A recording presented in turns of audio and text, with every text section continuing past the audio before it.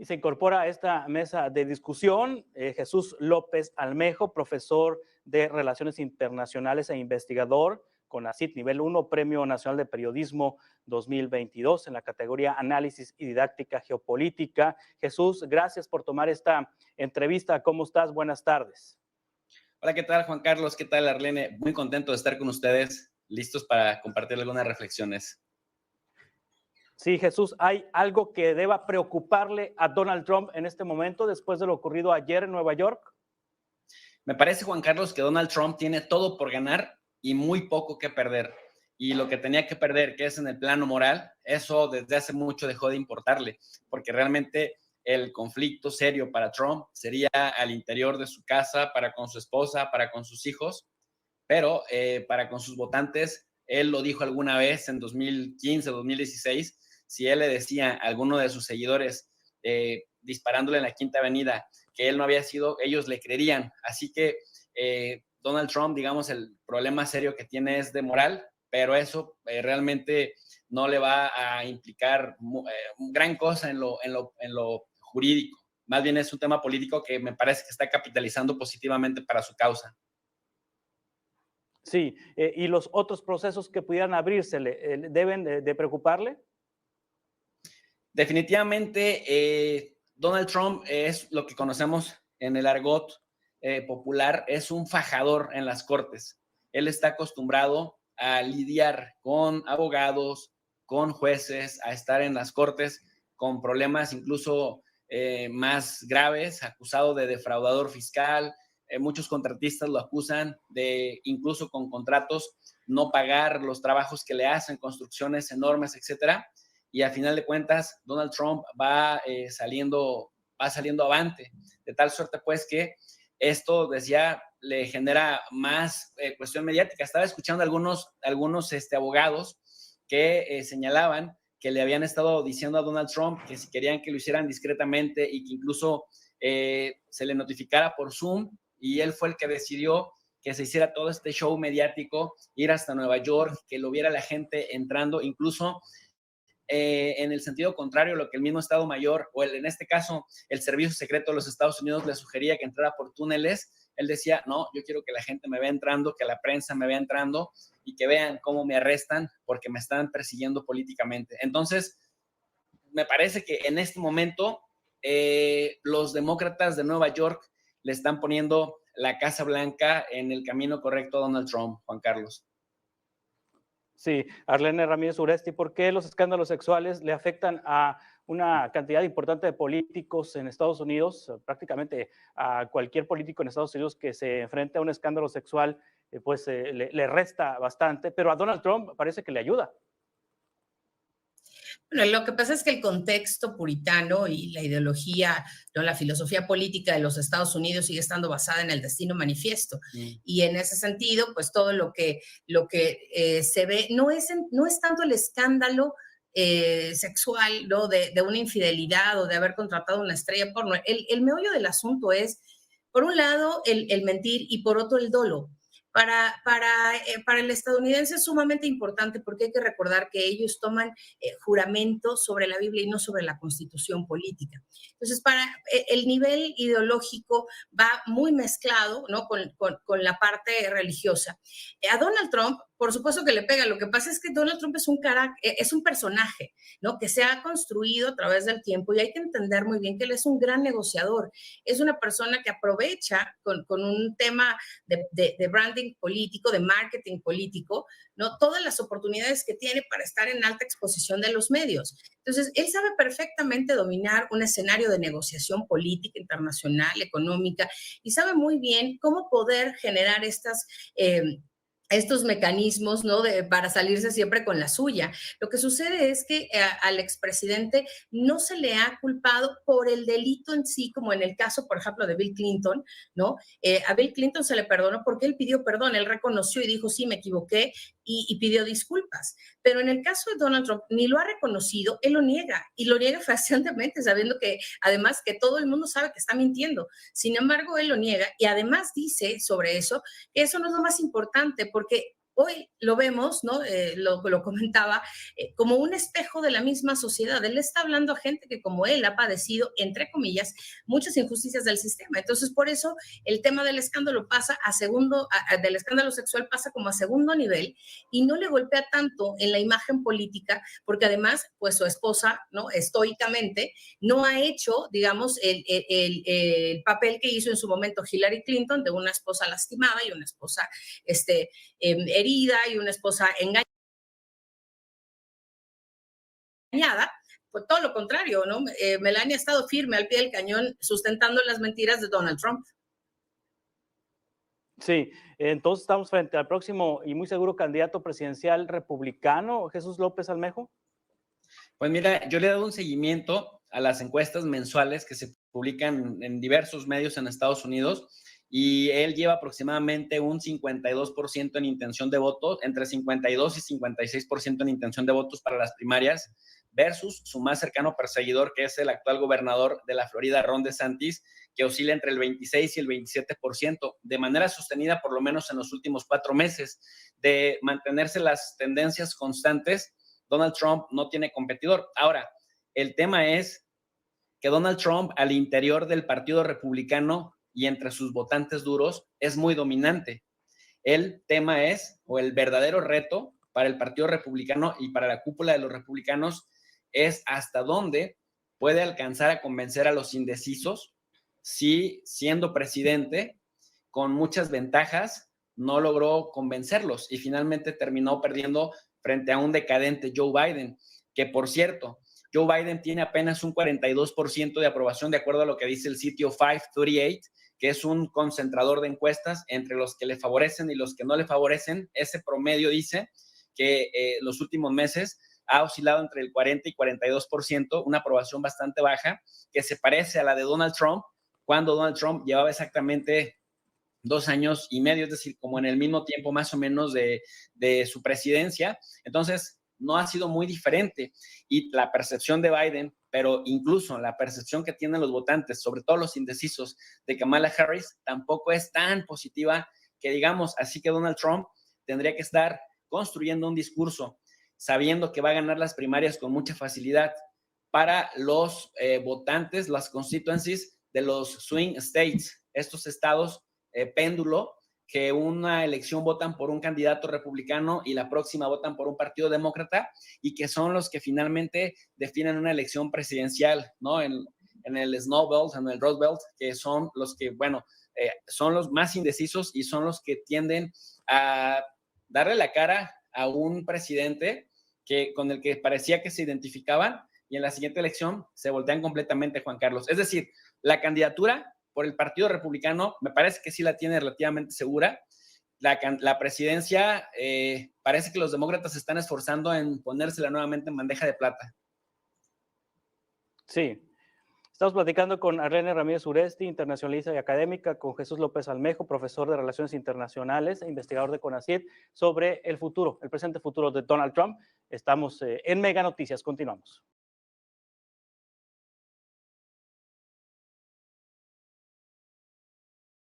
Continuamos en Mega Noticias. Le cuento que Donald Trump buscará capitalizar a su favor el proceso judicial en contra con un discurso polarizante, ya que cuenta con el apoyo de su base electoral y el de los republicanos, considera la analista internacional Brenda Stefan en entrevista con Mega Noticias.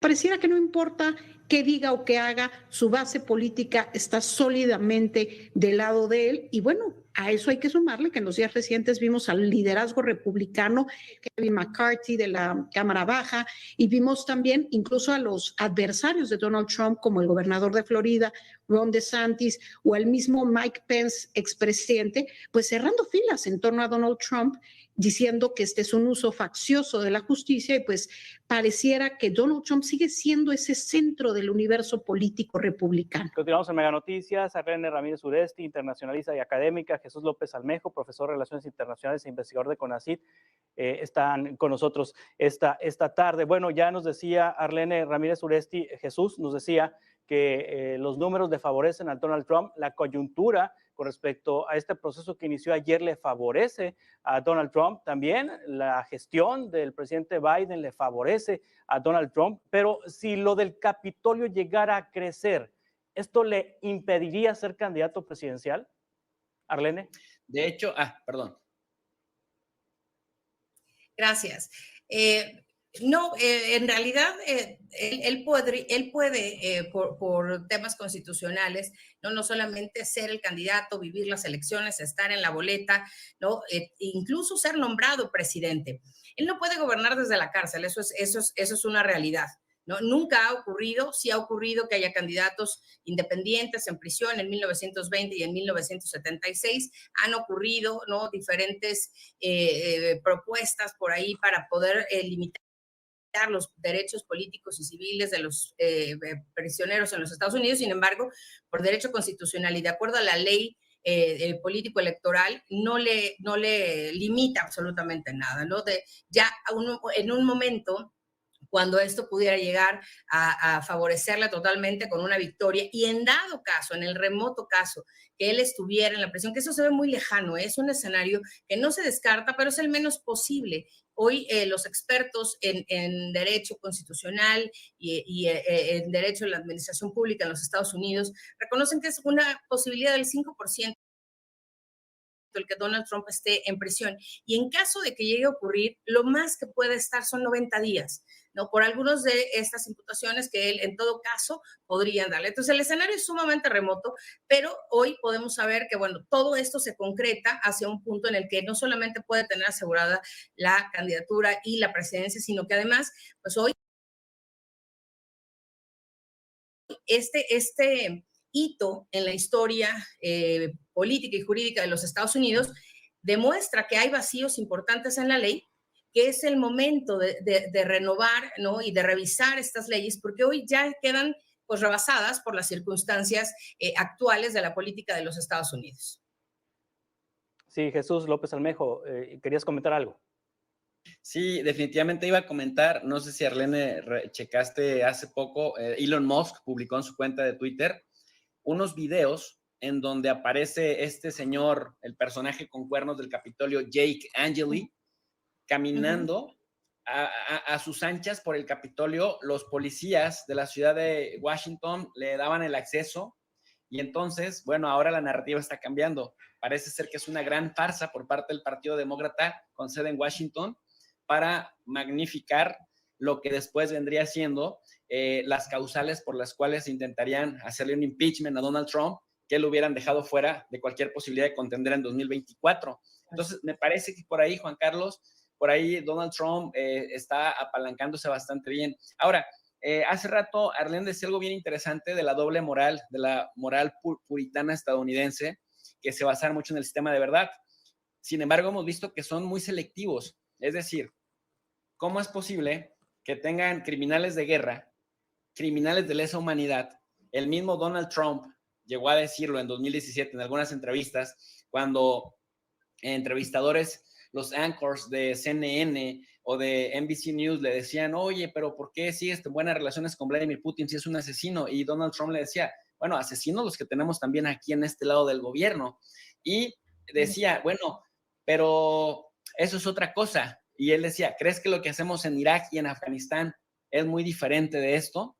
Bueno, ¿a qué voy con esto? ¿Cómo es posible que habiendo asesinos, criminales de guerra, de lesa humanidad, nunca vayan a parar en la cárcel, aún habiéndole mentido abiertamente al Congreso de los Estados Unidos, a los votantes de Estados Unidos, empezando por George W. Bush y todo su equipo de neoconservadores, Dick Cheney, Donald Rumsfeld, Condoleezza Rice, ¿no? El mismo Colin Powell antes de que se muriera, y están Henry Kissinger y están ahí tranquilos como si nada pasara, y por un desliz sexual se hace todo este escándalo. Ese es, digamos, el verdadero meollo que Donald Trump está trabajando y que se está refiriendo, si se percatan en las entrevistas que da o en las conferencias de prensa que da, se está refiriendo a los demócratas como la izquierda degenerada de los Estados Unidos, y eso obviamente entre sus votantes le genera pues dividendos bastante importantes de cara a las próximas elecciones. Sí, los competidores de Donald Trump, tanto dentro del Partido Republicano como los competidores del Partido Republicano, que son los demócratas, ¿qué tendrán que hacer, Arlene Ramírez Uresti, frente a esta creciente, pues vamos a reposicionamiento de Donald Trump, vamos a decirlo de esa manera, y este aprovechamiento que está sacando, este provecho que está sacando de este juicio? ¿Qué tendrán que hacer sus competidores internos y los externos, en este caso los demócratas, Arlene? Desde mi punto de vista, tienen que comprender que Donald Trump es un neopopulista. Aunque no sea de izquierda, él se mueve bajo el discurso, ¿no? La retórica populista en una crítica total sobre la democracia, sobre el nuevo capitalismo, ¿no? Incluso sobre el papel de los Estados Unidos hoy. Esta frase de Make America Great Again está sustentada justamente en esa crítica tan grande y le habla justamente a un sector de la población que ha sido descuidado por los partidos políticos. La gran fórmula de Donald Trump consiste justamente en la retórica y el hablarle y tocar las fibras sensibles de grupos, ¿no?, que se habían quedado un poco relegados del escenario político y social en los Estados Unidos. Los demócratas tienen que comprender que más allá de una agenda progresista con temas de cliché, ¿no?, que hemos visto, que han seguido y una fórmula muy aprendida, ellos tienen que entender que la complejidad de los Estados Unidos hoy requiere nuevos liderazgos. Y no me refiero solamente a gente más joven, porque Donald Trump tiene 75 años y sin embargo ha sabido construir y articular un discurso bastante interesante que ha convencido no solamente al voto duro del Partido Republicano, sino a mucha gente que hoy piensa que él es la solución para todo eso. Paradójicamente, ¿no? Sí. Vemos que la polarización y la división es bastante grande. Entonces, el Partido Demócrata creo que tiene que cambiar un poco el enfoque, pero sobre todo, como bien dice Jesús, tiene que modificar incluso comportamientos que pareciera que le están ayudando, ¿no? Pareciera que están sumando hacia la campaña de Trump y de todos estos discursos, y necesitan sobre todo, pues, cerrar este ciclo de Joe Biden, pues, con mucha contundencia para convencer todo lo que no pudieron hacer en estos años. Sí, finalmente, Jesús López Almejo, ¿qué tienen que hacer? ¿Cómo lidiar con Donald Trump, sus competidores internos y sus competidores externos, en este caso el Partido Demócrata? ¿Cómo lidiar con Donald Trump? Híjole, me parece que se han ido metiendo en camisa de 11 varas desde el tema que le dieron continuidad a varias de las políticas de Donald Trump. Es decir, Joe Biden en su campaña electoral se había vendido como un candidato radicalmente diferente a Donald Trump, como alguien más institucional, como alguien muchísimo más conocedor de la política, que sí lo es, porque pues finalmente duró 50 años de senador, presidiendo el Comité de Relaciones Exteriores y luego 8 de vicepresidente y ahora de presidente, pero le dio continuidad. Por ejemplo, en el tema de China le dio continuidad, en el tema de la migración le dio continuidad y el tema de la pandemia incluso le terminó por detonar a Joe Biden en Estados Unidos y ahora el escándalo de las vacunas, de que Pfizer finalmente genera ciertos efectos secundarios, etcétera, etcétera, cosas que de pronto Donald Trump había empezado a empujar. ¿Qué es lo que tendrían que hacer? En el Partido Demócrata deberían de fantasear con la idea de que Joe Biden se puede reelegir, incluso Kamala Harris, que no levanta tampoco, si los niveles de aprobación de la gestión de Biden son bajísimos, pues los de Kamala Harris son peores. Entonces, tendrían que estar viendo a un candidato emergente, puesto que Bernie Sanders también ya es un señor de edad muy avanzada y ya se le identifica como el eterno perdedor de las preliminares en el Partido Demócrata. Y ese es el gran problema, estimado Juan Carlos, el gran reto que tiene el Partido Demócrata, que cuando volteas a ver cuál es un candidato en este momento con fuerza para enfrentarse a un showman como Donald Trump, difícilmente se le ve. Yo estaría hurgando desesperadamente o estaría investigando, si fuera, digamos, asesor del Partido Demócrata, si al gobernador de California le da lo suficiente para poder contender, o alguien en Nueva York, porque con lo que hasta ahorita se ha mostrado, la tienen muy complicada.